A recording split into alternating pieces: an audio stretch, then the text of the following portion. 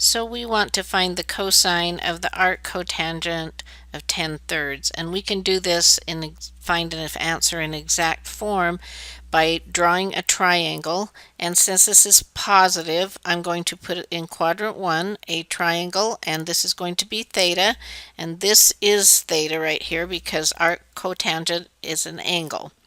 And so I'm going to label the sides of the triangle, so when I take the cotangent of that, I would get 10/3.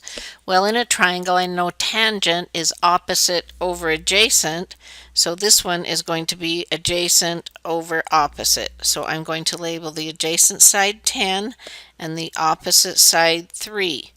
Now I want to take the cosine of that, so I can use the triangle to find cosine, but I know for cosine it's adjacent over hypotenuse, so I need to find the hypotenuse. And I'm going to do that with the Pythagorean theorem, so it's going to be the square root of 10 squared plus 3 squared. So that looks like it's going to be the square root of 109.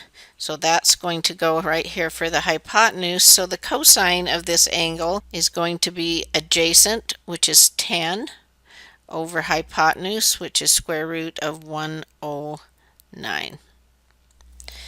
Now looking at the second example, I have the cosecant of the arc tangent of 3/4. So I'm going to do the same thing. I'm going to draw a triangle. It's positive, so I'm going to make the triangle in quadrant 1.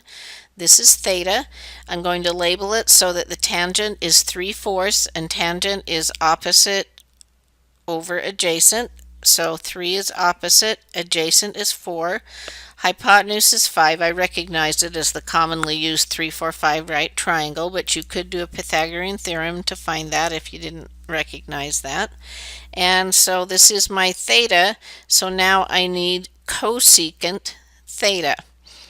Well, cosecant is the reciprocal function for sine, and sine is opposite over hypotenuse, so its reciprocal function will be hypotenuse over opposite.